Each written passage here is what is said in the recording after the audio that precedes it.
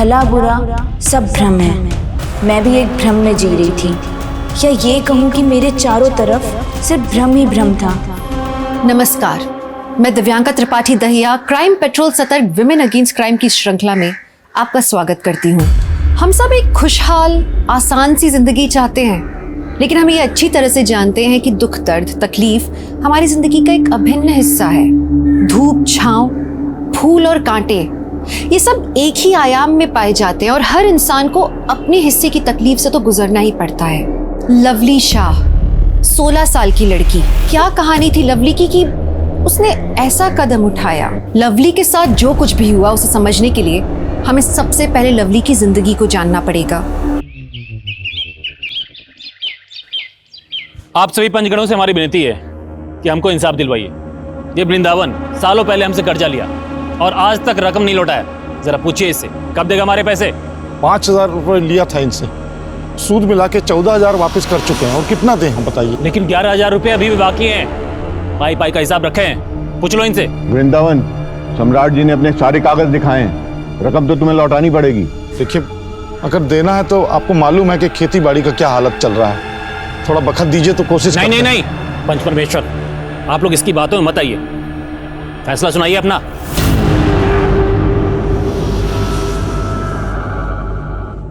वृंदावन, तुम्हें 15 दिन की मोहलत दी जाती है। अगर रकम नहीं लौटाई तो। वाह, क्या न्याय किया है। गरीब पर जुल्म और साहूकार को सलाम। ए लवली, बीच में मत बोल। मालूम नहीं पंच परमेश्वर होते हैं? ए वृंदावन, समझा ले इसको। पंचायत के बीच में लड़की बोले शोभा नहीं देता। और आप जो पिछले 5 सालों से सूद का चक्कर घुमा घुमा कर कर्जा वसूली कर रहे हैं, आपको शोभा देता है? जानते किससे बात कर रही है? क्या बोल रही है? पंचायत में लड़की नहीं बोलती है। चलो जाओ। आज की लड़कियां पंचायत तो क्या पार्लियामेंट में भी बोलती हैं, और हम भी बोलेंगे। अगर कुछ गलत होगा ना तो हम बोलेंगे। वृंदावन, समझा इसको, वरना ठीक नहीं होगा। तुम घर जाओ। अरे तुम घर जाओ, क्या बोल रही हो तुम? अरे घर जाओ ना तुम।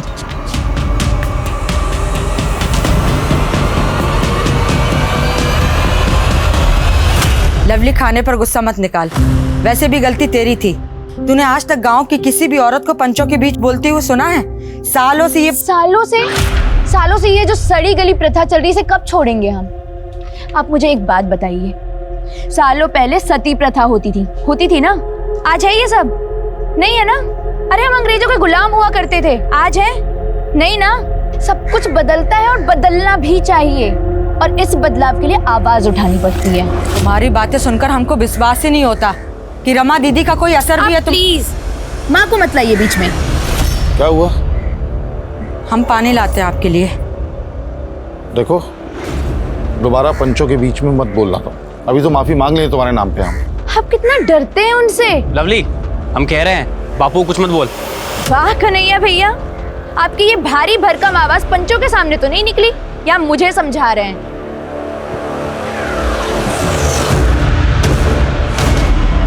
Insulating supporting medium, construction of when D graph generator. तो चलिए, वेन डी ग्राफ जनरेटर का नाम वेन डी क्यों रखा गया, कौन बताएगा? अच्छा, गौतम, तुम बताओ। सर रॉबर्ट जे वेंडी ग्राफ नाम के वैज्ञानिक ने इसे इन्वेंट किया था, इसीलिए। वेरी गुड, शाबाश। तो अब ये बताओ, वेन डी ग्राफ जनरेटर का इस्तेमाल कहाँ होता है? हम बताएं सर? चलो कोई बात नहीं, हम बताते हैं। वेन डी ग्राफ जनरेटर का इस्तेमाल हाई वोल्टेज जनरेट करने के लिए किया जाता है। याद रहेगा ना आप सबको? Yes sir. हाँ, गुड। लवली, तुमको सब आता है ना? बहुत होशियार हो ना तुम। अच्छा तो चलो ये बताओ, साइक्लोप शील्ड जनरेटर किसने इन्वेंट किया? बोलो। सर, जाने माने वैज्ञानिक अज्ञे ने किया था।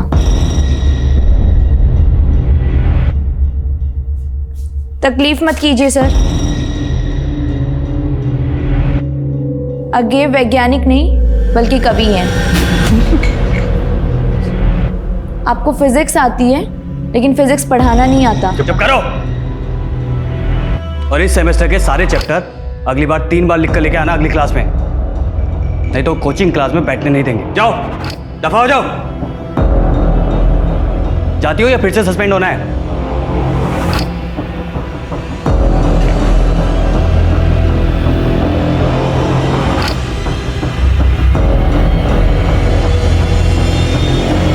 हाँ तो बच्चों,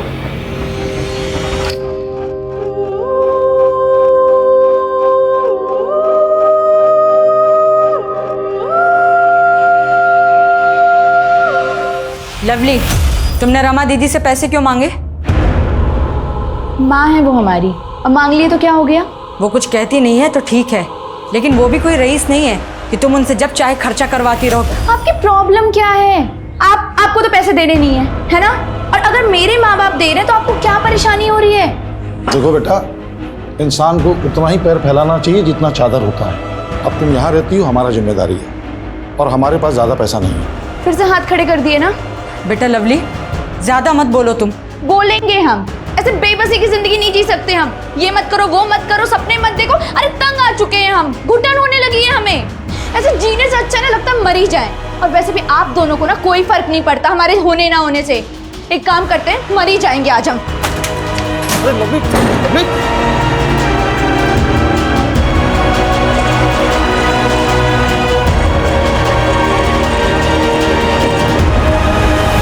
लड़की,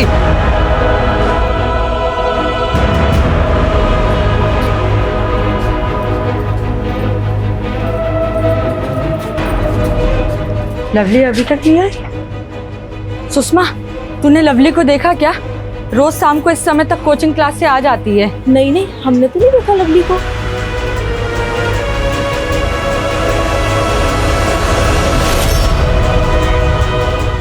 तो क्या हुआ सुंदरी? नंदू बता रहा है डरी हुई है तुम, फौरन भाग के आ गए हम। लवली अभी तक घर नहीं आई है। सुनो, एक काम कर, तुम उधर देखो, हम उधर देखो। हाँ ठीक है, जाओ।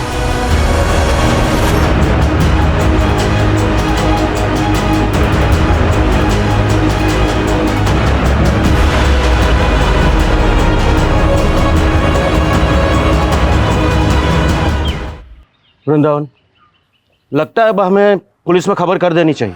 पुलिस नहीं। वृंदावन, पुजारी जी एकदम ठीक कह रहे हैं। हम सब लोग तो लवली को ढूंढ ही चुके हैं, अब केवल पुलिस ही ढूंढ सकता है उसे। भैया, पुलिस तक बात पहुंचेगा तो बहुत बदनामी हो जाएगा हमारा। लोग पता नहीं क्या क्या बात बनाएंगे। बस लोगों को पड़ा है, और हमारी बिटिया का क्या?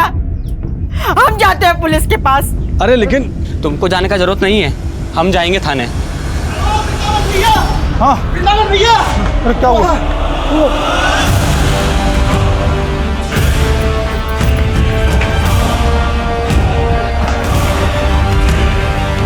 लवली,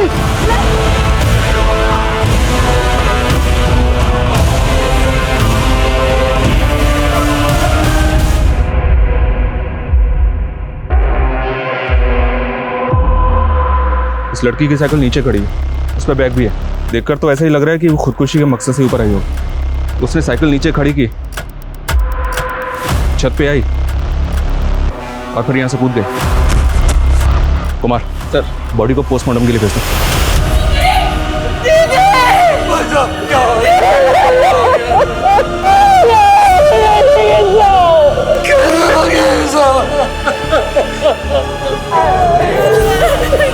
जिम्मेदारी थी ना इसका ख्याल रखने की।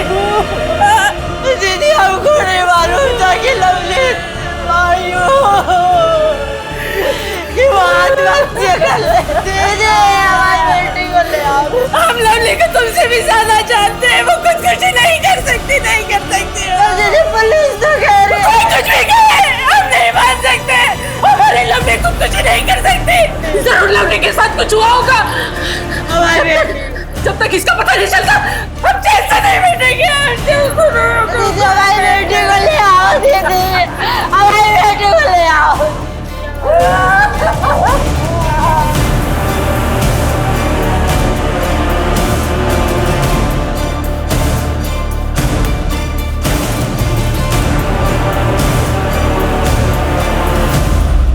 देखिए रमा जी, आपकी भावनाओं को हम समझ सकते हैं, लेकिन आपको क्या लगता है, आप क्या कहती हैं, ये सब बातें कानून के सामने मायने नहीं रखती।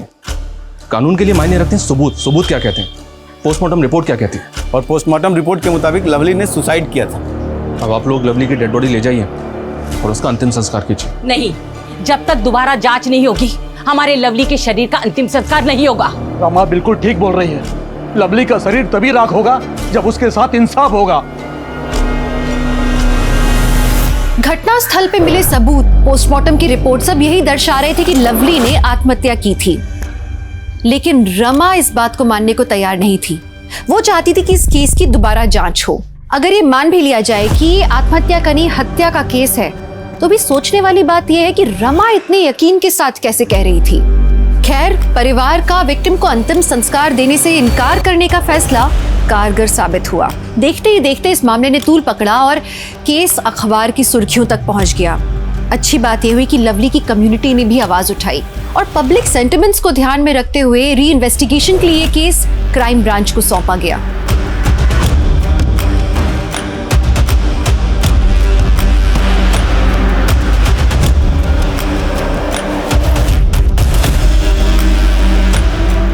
पोस्टमार्टम रिपोर्ट के मुताबिक लवली ऊंचाई से गिरी। लोकल पुलिस की रिपोर्ट में भी यही लिखा है सर। पड़ोसियों से पता चला कि लवली पढ़ने के लिए कोटा जाना चाहती थी, लेकिन घर वालों ने मना कर दिया तो वो काफ़ी अपसेट थी। हमारे लिए महज एक केस हो सकता है, लेकिन किसी ने अपनी बेटी खोई, और अगर उसके साथ कुछ नाइंसाफ़ी हुई है तो उसे इंसाफ दिलाना हमारा फ़र्ज़ है।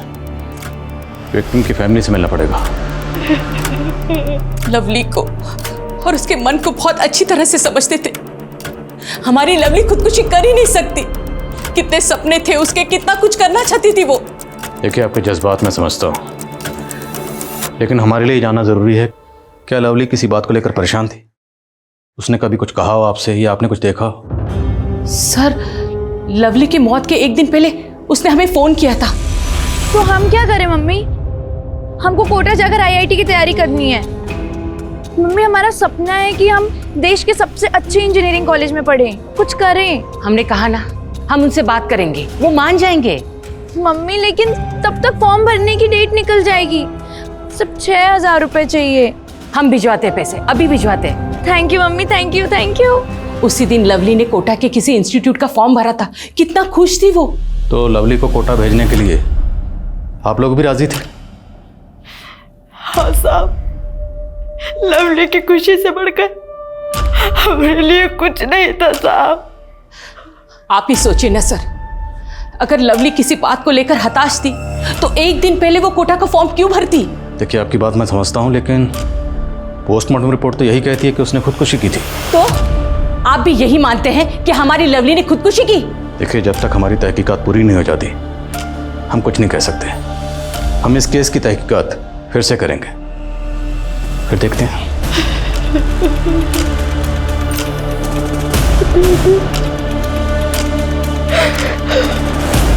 जी नहीं, हमारी तरफ से तो कोई कोताही नहीं बरती गई। पता नहीं लवली के परिवार वाले इतना हंगामा क्यों मचा रहे हैं। लेकिन मुमकिन है आपकी तहकीकात में कोई कमी रह गई हो। हाँ, सिर्फ एक कमी रह गई। हमने लवली के परिवार पर उसे सुसाइड के लिए उकसाने का चार्ज नहीं लगाया था। अब सुसाइड करने की कोई तो वजह होगी। उसके नेबर ने हमें बताया था कि लवली के उसके परिवार से अक्सर झगड़े होते थे। परसों शाम लवली के घर बड़ा हंगामा मचा था। लवली को कोटा पढ़ने जाना था, कौन जाने यही वजह रही हो लवली की आत्महत्या करने की। अच्छा यादव, हाँ, विसरा जांच करवाना चाह रहे हैं, आपको कोई एतराज़ तो नहीं ना? जी नहीं, मुझे कोई एतराज़ नहीं है, आप करवाइए।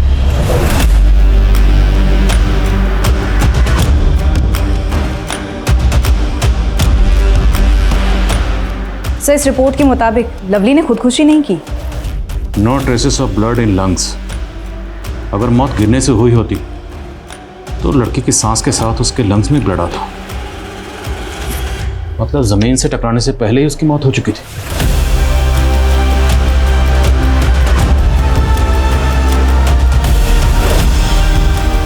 लवली साहू 10 बजे कोचिंग इंस्टीट्यूट पहुंची और तकरीबन 1 बजे वहां से निकली। सर, हमारे पास विटनेस है जिसने लवली को वहां से लौटते वक्त देखा था। तो मतलब साफ है, लवली के साथ जो भी हुआ इंस्टीट्यूट से लेकर घर के रास्ते के बीच में ही हुआ। सर, लोकल पुलिस का जो विटनेस है लक्ष्मण, उसका कहना था कि जब लवली से उसकी टक्कर हुई तो वो काफ़ी परेशान लग रही थी और हड़बड़ी में कहीं जा रही थी। तो मतलब लवली के साथ उस दिन कोचिंग क्लासेस में कुछ हुआ होगा।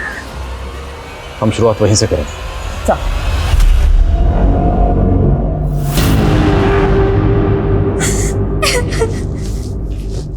हाय पूनम।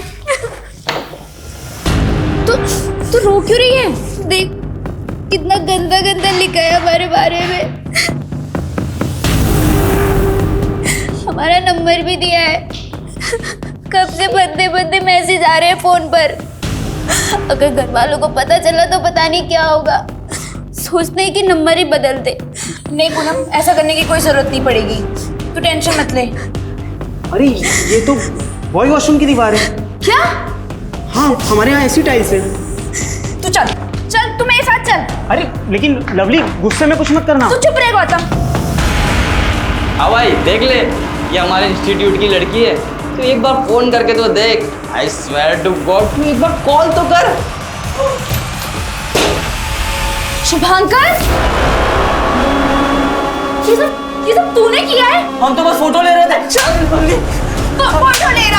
फोटो ले रहा था तू। चल बाहर। लवली हमारी बात नहीं। लड़की को बदनाम करेगा, लड़की को बदनाम कर रहा है तू। हाँ, तूने पूनम को बदनाम करने की कोशिश की ना, अब तू देख कि हम तुझे कैसे बदनाम करते हैं। अगर तुझे सस्पेंड ना करवाया ना तो हमारा नाम भी लवली नहीं। नहीं प्लीज लवली, ऐसा मत करना। अरे हमने कुछ नहीं किया। कुछ नहीं किया तूने? फोन निकाल तेरा, फोन निकाल। अरे हम तो बस खोल फोन। फोटो ले रहे थे। अच्छा, कुछ नहीं किया मैंने।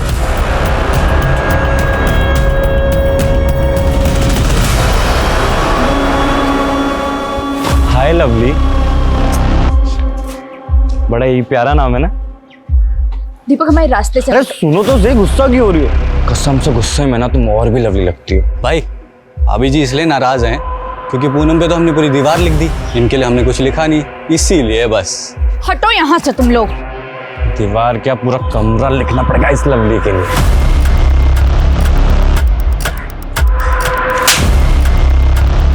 आइंदा अगर हमारे रास्ते में आए ना, तुम दोनों का मुंह तोड़ देंगे।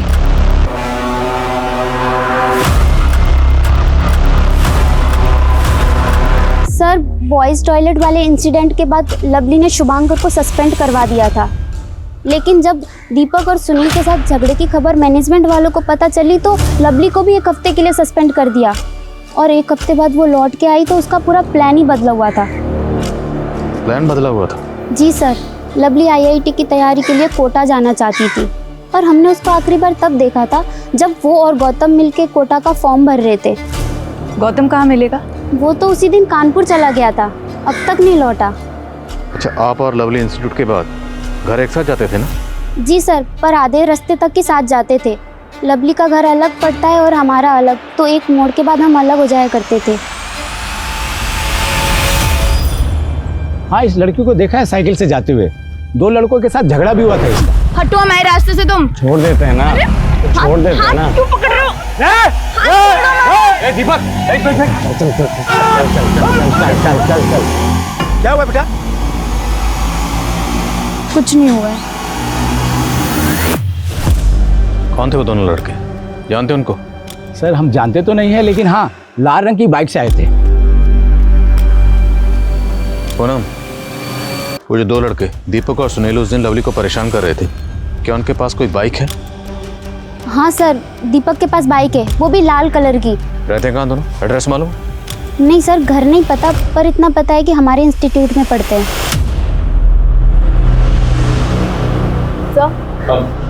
सर, दीपक और सुनील के एड्रेस इंस्टीट्यूट से मिल गए हैं, जल्द ही दोनों गिरफ्त में होंगे। सर उस्मान खबरी ने एक काम की न्यूज़ दी। लवली को जिस बिल्डिंग से फेंका गया था वो बिल्डिंग सम्राट सिंह की है। सम्राट सिंह?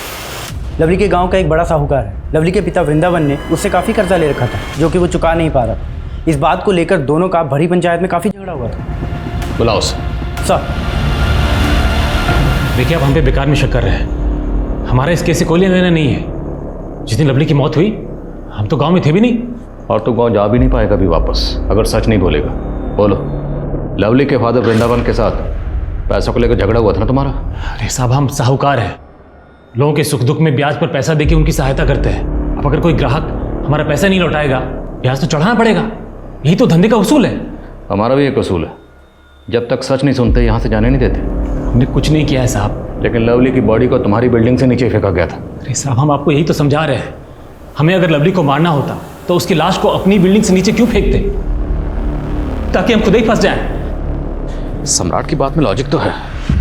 अगर इसने लवली को मारा होता तो वो उसे खुद ही अपनी बिल्डिंग से नीचे क्यों फेंकेगी? क्योंकि इससे तो सबसे पहला शक इसी पे जाएगा। सर, तो हो सकता है कि किसी और ने सम्राट और वृंदावन की दुश्मनी का फायदा उठाया, इसलिए लवली की बॉडी को सम्राट की बिल्डिंग से नीचे फेंका, ताकि अगर वो सुसाइड ना भी दिखे तो कत्ल का शक सम्राट पर जाए। सवाल यह है कि लवली उस दिन इतनी हड़बड़ी में क्यों थी?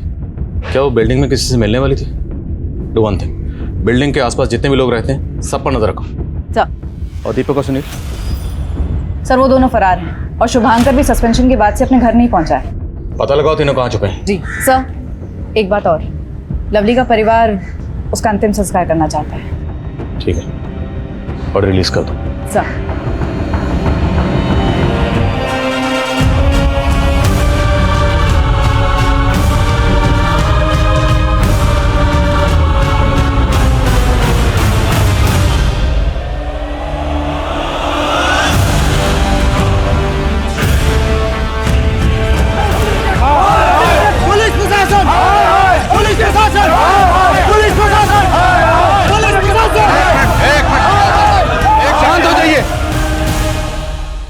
बात क्या है? अब ये ढोंग बंद कीजिए इंस्पेक्टर साहब। पहले आप लोगों ने कहा कि हमारी बेटी ने आत्महत्या की और आप लोगों ने हमसे ये बात भी छुपाई कि उसका बलात्कार हुआ था। ये आप क्या कह रहे हैं? हम सही कह रहे हैं। हमने अपने आंखों से देखा इसके शरीर पे जख्म के निशान। देखिए, जरूर आप लोगों से कोई गलतफहमी हुई है। कोई गलतफहमी नहीं हुई है, हमसे गलती हुई जो हमने सोच लिया कि आप इस वक्त जांच करेंगे। आप पे भरोसा कर लिया, हमसे गलती हुई है।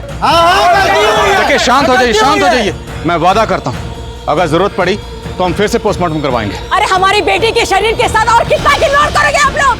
कितनी बार चिरबाड़ करोगे हमारी बेटी के शरीर के साथ? पुलिस इन्वेस्टिगेशन एक मजाक बनकर रह गया था। पहली इन्वेस्टिगेशन रिपोर्ट में यह आया था कि लवली ने आत्महत्या की थी। विसरा रिपोर्ट ने यह दावा किया कि पहले लवली को मारा गया, फिर बिल्डिंग से फेंका गया, और अब पता लग रहा था कि लवली के प्राइवेट बॉडी पार्ट्स पे जख्मों के निशान थे। उसका रेप हुआ था, और ये बात किसी रिपोर्ट से नहीं बल्कि लवली के परिवार से पता लगी उसके अंतिम संस्कार के ठीक पहले। लोकल पुलिस और क्राइम ब्रांच की मंशा और क्षमता दोनों पे उंगलियां उठ रही थीं। प्रशासन ने लोगों के आक्रोश से बचने के लिए बॉडी को तीसरी बार पोस्टमार्टम के लिए भेजा, और जब रिपोर्ट सामने आई लोगों के होश उड़ गए। लवली का गैंगरेप हुआ था। आखिर इतनी बड़ी चूक हो कैसे सकती? These are the professionals जिनको पोस्टमार्टम जैसे सीरियस जॉब का जिम्मा दिया गया। सर मैंने पोस्टमार्टम रिपोर्ट दोबारा पढ़ी सर, लेकिन एक बात नहीं समझ में आ रही कि लवली के प्राइवेट पार्ट्स पर रेपिस्ट के डीएनए ट्रेसेस कैसे नहीं मिले? शायद रेपिस्ट ने प्रोटेक्शन यूज किया होगा। सब कुछ बड़ी प्लानिंग के तहत किया गया। लड़की को बिल्डिंग तक अकेले बुलाना और फिर मर्डर को सुसाइड दिखाना और वृंदावन और सम्राट के झगड़े का फायदा उठाना, ये किसी शातिर खिलाड़ी का काम है।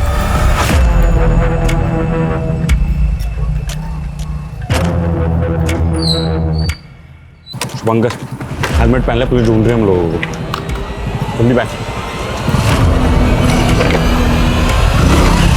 क्या लवली पिछले 13 साल से अपने मौसा मासी के साथ रह रही थी? जी सर, अभी अभी उस्मान ने खबर दी। दरअसल लवली के पैदा होने के कुछ समय बाद ही लवली की माँ सुंदरी ने लवली को अपनी बड़ी बहन रमा को सौंप दिया था, क्योंकि रमा की कोई औलाद नहीं थी। लेकिन 2 साल पहले वो लोग लवली को उसके माँ बाप के पास वापस छोड़ गए। 2 साल पहले ऐसा क्या हुआ था कि लवली अपनी जन्म देने वाली माँ के पास वापस आ गई? सर ये तो अब तक पता नहीं चला। तो कहीं इस केस के तार 2 साल पहले हुए इस हादसे तो नहीं जुड़े हुए? लवली की मौसी रमा से मिलना पड़ेगा।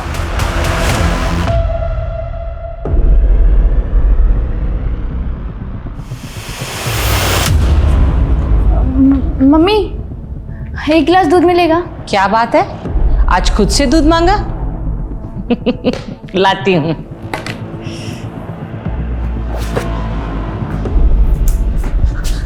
यहाँ क्या कर रहे हो? ये तुम्हारे लिए, पकड़ो, इसे पढ़ना जरूर, ठीक है? मैं चलता हूँ, बाय। लवली, लो बेटा दूध पी लो। मुझे दूध नहीं अच्छा लगता, आप पी लीजिए। हाँ? अरे कहाँ जा रही हो? अरे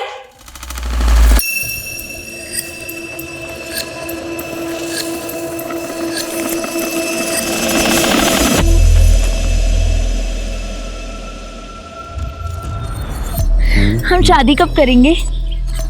जब तू ना 18 साल की हो जाएगी, यानी 4 साल बाद। 4 साल? नहीं, मैं इतना वेट नहीं कर सकती। अरे लवली, तुम्हें पता है हमारा दिल क्या करता है कि हम तुम्हें अभी के अभी घर से यूं भगा के लेके जाए। लवली, हम जानते हैं हमारे माँ बाप हमारे प्यार को नहीं समझेंगे, वो नहीं होने देंगे हमारी शादी। हमारे माँ बाप ने तो हमें कमरे में बंद करके रखा है, हम तो भाग भी नहीं सकते। हम क्या कर रहे बेबे? हम अगर साथ में जी नहीं सकते तो साथ में मर तो सकते। मरने के बाद हम लोग अगले जन्म में मिलेंगे। तुम सही कह रहे हो विवेक, मरने के बाद हमें कोई अलग नहीं कर पाएगा। तो ठीक है, इस संडे को 12 बजे एक साथ एक टाइम पे हम लोग सुसाइड करेंगे। हाँ वादा, संडे को ठीक 12 बजे।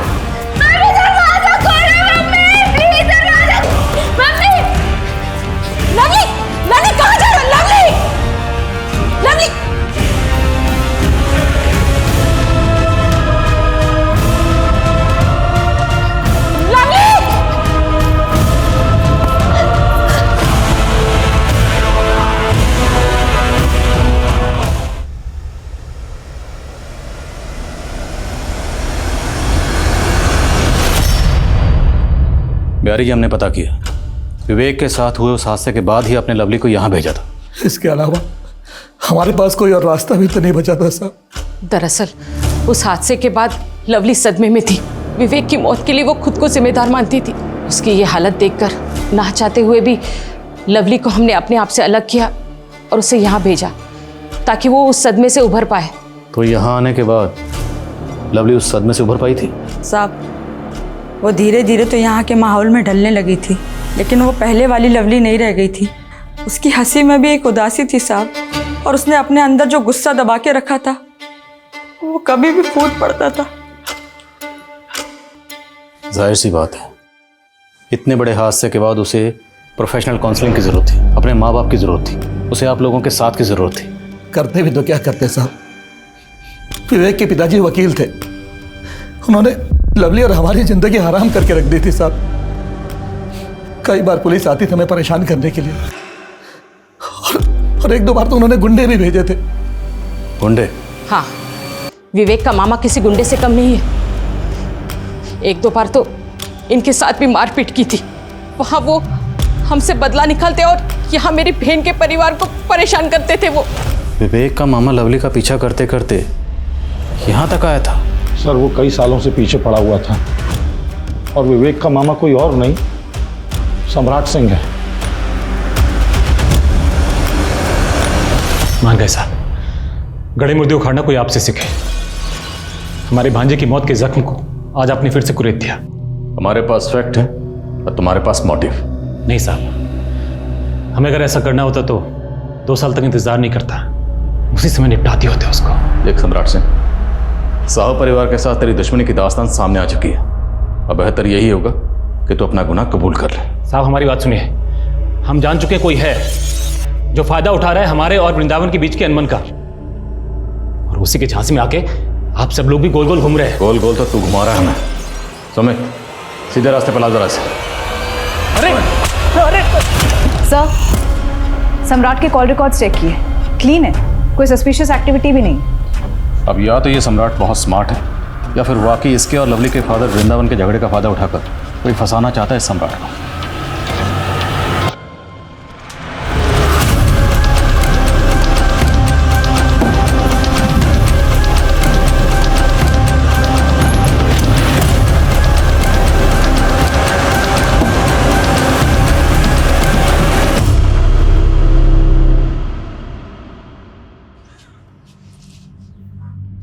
सुंदरी, लो कुछ खा लो। कब तक अपने आप को सजा देती रहोगी? नहीं दीदी, सजा तो उसको मिली है, ऐसी घिनौनी मौत। हम सब उसके गुनहगार हैं दीदी। ऐसे क्यों बोल रही हो? इसमें तुम्हारी कोई गलती नहीं है। गलती तो उसकी भी नहीं थी दीदी, फिर भी हमने उसको सजा दी, उसको हमने आप से अलग कर दिया दीदी। कभी उसको अपने पास प्यार से बैठाकर समझाया तक नहीं। लवली, इतनी देर क्यों हो गई आने में बेटा? पढ़ाई कर रहे थे इसलिए देर हो गई आने में। और आप हमारी इतनी फिक्र क्यों करती हैं? जब तुम माँ बनोगी ना, तब तुम्हें समझ में आएगा कि हम तुम्हारी इतनी फिक्र क्यों करते हैं। अगर आपको इतनी फिक्र होती ना हमारी, तो 11 महीने की उम्र में अपने आप से दूर नहीं करती आप हमें। और हाँ, माँ सिर्फ एक होती है, और हमारी माँ आपकी बहन है, आप नहीं है। रिको तुझसे लेते वक्त ये वादा किया था कि उसे 2 माओं का प्यार मिलेगा, लेकिन देख, हम में से कोई भी उसकी माँ नहीं बन पाए। सर लवली के कोचिंग इंस्टीट्यूट की फ्रेंड पूनम आपसे मिलने आई। बोला। Okay sir. सर मुझे आप लोगों को एक बात बतानी थी, पर मेरा नाम नहीं आना चाहिए। बोलो, आपका नाम सामने नहीं आएगा। सर वो हमारे इंस्टीट्यूट के physics teacher Arvind Gupta sir, वो आए दिन लवली को ह्यूमिलेट करते रहते थे। साफ नज़र आता है कि उन्हें लवली से प्रॉब्लम है। तो आपने कभी लवली से पूछा नहीं था वो ये सब क्यों टॉलरेट कर रही थी? पूछा था सर, तब उसने बताया कि वो उसके पुराने शहर में टीचर थे और वो उनसे प्राइवेट ट्यूशन लेती थी।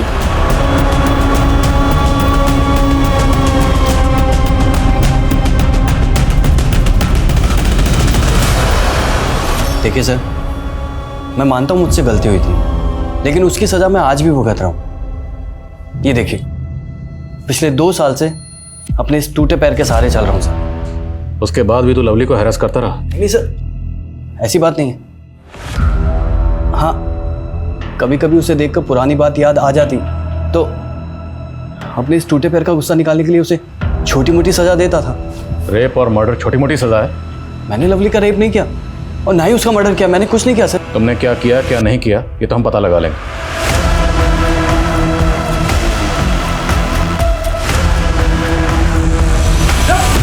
अरे कौन आप लोग? यार मैंने कुछ नहीं किया मैडम। सर नहीं सर, मत मारिएगा। हम कसम खाकर कहते हैं कि हमने कुछ भी नहीं किया। हमारी बस इतनी सी गलती थी कि हम गलत वक्त पर गलत जगह थे। लेकिन अब तो सही वक्त और सही जगह पर है। सच बोल। लवली ने जो हम पर इल्जाम लगाया था वो गलत था, और पूनम के बारे में भी हमने कुछ भी नहीं लिखा था दीवार पर। हम तो बस अपनी फोटो खींचने की लालच नहीं रोक पाए। लेकिन सर तभी लवली वहाँ आ गई और उसने हमें सस्पेंड करवा दिया। इसलिए तूने उसको मार दिया? नहीं सर, लवली तो शेरनी थी, हम तो उसके पास से गुजरने में भी डरते थे। हम क्या उसे मारेंगे? तो इतने दिनों से छुपा हुआ क्यों था? सर अपने पापा के डर से। उन्होंने तो आपकी बातें सुनकर मान ही लिया था कि हम ही खूनी हैं। सर हमारे पापा बड़े गुस्सैल हैं, अगर घर जाते तो हमारी खाल उधेड़ देते। सर दीवार पर पूनम के बारे में दीपक और सुनील ने लिखा था, लेकिन फंसे हम। तो दीपक और सुनील को जानता है? जी सर। कहाँ मिलेंगे दोनों? सर हमें प्लीज मत मारो सर। हम मानते हैं कि हमने पूनम के बारे में दीवार में बहुत गंदा गंदा लिखा था और लवली को भी छेड़ा था हमने, पर सर हमने उसको खून नहीं किया सर। हाँ साहब, हमने लवली को नहीं मारा है। मुर्गा बनाओ इन्हें, और इन दोनों विद्यार्थियों को तब तक मुर्गा बना कर रखो जब तक इस सच का अंडा ना। पुलिस के पास संदिग्ध कई थे, उन सबके पास मोटिव भी था मर्डर का, लेकिन किसी के भी खिलाफ कोई ठोस सबूत नहीं था। वक्त गुजरा जा रहा था, लेकिन लवली का केस वहीं के वहीं रुका पड़ा था। और सबसे शर्मनाक बात यह थी कि एक मासूम लड़की के साथ गैंग रेप हुआ था, पर उसके गुनहगार कहीं आजाद घूम रहे थे। लेकिन कहते हैं ना, ऊपर वाले के घर में देर है अंधेर नहीं। एक ऐसा क्लू पुलिस के हाथ लगा जिसने इन्वेस्टिगेशन का रुख ही बदल दिया। बहुत महंगा दाम लगा रहे हैं, लूट रहे हैं क्या? अरे नहीं भाभी जी, इतने सालों से हम दुकान कर रहे हैं, सबको लूटने बैठूंगा तो कैसे दुकानदारी होगी मेरी। मतलब काफी पुराने हैं आप यहाँ पे? हाँ, 15 साल पुरानी दुकान है हमारी। लगता है आप यहाँ नए आए हैं? हाँ भैया, हम कुछ दिन पहले ही आए हैं, लेकिन सुना है यहाँ किसी लड़की का मर्डर हो गया। कुछ पता चला उसके बारे में, कौन किया है वो मर्डर? हाँ भाभी, आप सही सुने हो, लेकिन पुलिस पूछताछ कर रही है। अब वैसे भी लड़कियां लड़कों के साथ गुलछर्रे उड़ाएंगी, यही सब कुछ होगा ना। गुलछर्रे उड़ाएंगी मतलब कुछ समझे नहीं हम। माफ करना, मरे हुए लोगों के बारे में कुछ बुरा नहीं बोलना चाहिए, लेकिन मैंने उड़ती उड़ती एक खबर सुनी है कि उस लड़की लवली का किसी लड़के के साथ चक्कर चल रहा था। कौन था वो लड़का? अब इतना तो नहीं हमको पता। वेरी गुड रेनू, गांव के और लोगों से बात करो और कोशिश करो कि कोई पुख्ता नाम हमारे हाथ लगे। जी सर।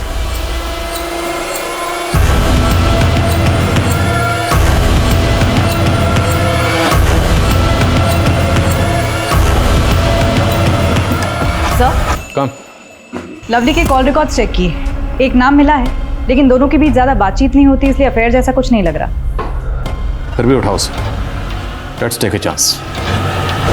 सर हम सच कह रहे हैं सर, लवली के साथ हमारा कोई अफेयर नहीं था सर। लड़का लड़की घूमने लगते तो सर सब लोग बातें बनाने लगते।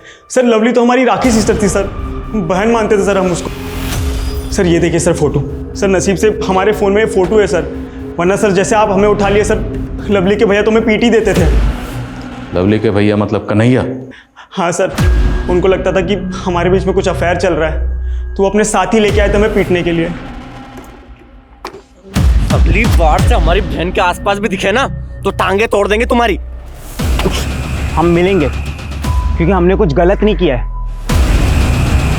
ये देखो, हमारी कोई बहन नहीं है ना, तो हम लवली को बहन मानते हैं। लवली ने राखी बांध दी हमें, अब यकीन आया आपको? पूजा, एक पॉइंट मेरे जहन में बार बार चल रहा है, लेकिन उसे सपोर्ट करने के लिए हमारे पास कोई एविडेंस नहीं है। कौन सा पॉइंट सर?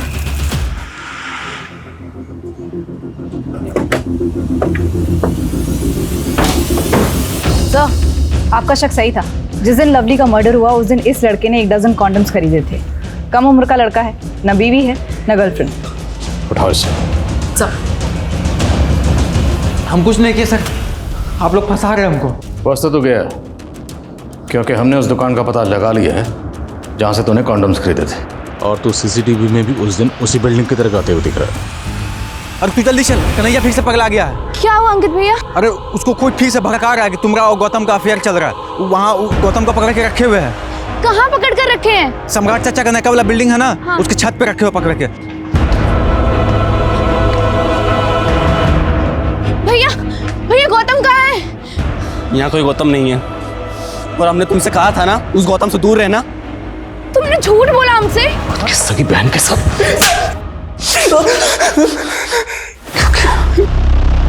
क्यों किया? देख भैया कन्हैया, कहने में तो बहुत बुरा लगता है, लेकिन ये लवली के चाल चलन बिल्कुल भी ठीक नहीं है। वहां पर विवेक, अब यहाँ पर गौतम।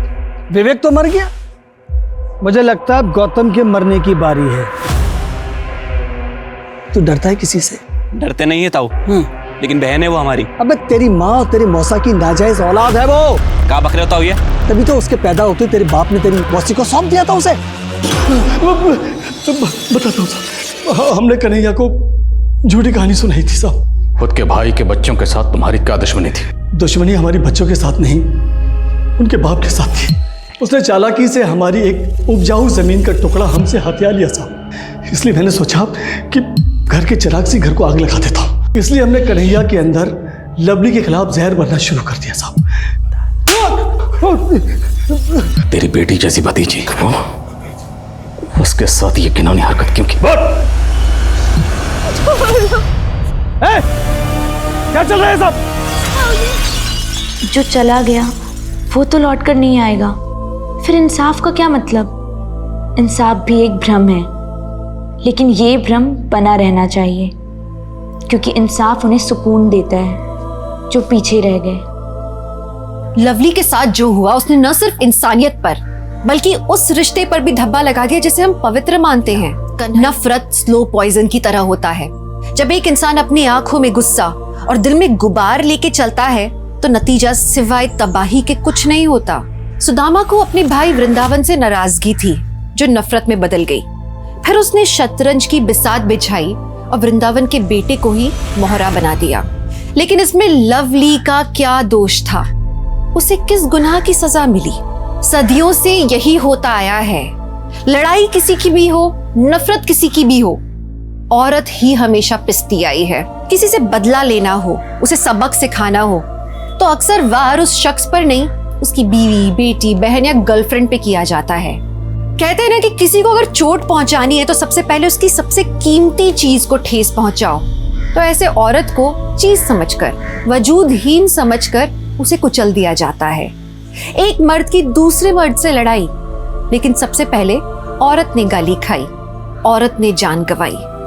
इस तरह से औरत को वजूदहीन, व्यक्तित्वहीन समझना, यही सबसे बड़ी और सबसे गंदी सोच है। तो बात बार बार वहीं आकर रुक जाती है। हर बार मैं यही बात कहती हूँ कि जब तक हम अपनी सोच को नहीं बदलेंगे तब तक औरतों के खिलाफ हो रहे क्राइम्स नहीं रुकेंगे। तो चलिए, मैं दिव्यांका त्रिपाठी दहिया इसी नोट पे आपसे लेती हूँ विदा। फिर मिलूंगी एक और सच्ची, हैरत अंगेज करने वाली कहानी के साथ। देखते रहिए क्राइम पेट्रोल सतर्क, विमेन अगेंस्ट क्राइम। एक औरत पर वार, अब हर औरत का भार। जय हिंद। इस तरह के और भी एपिसोड देखने के लिए हमारे चैनल को सब्सक्राइब करें और बेल आइकन दबाना ना भूलें।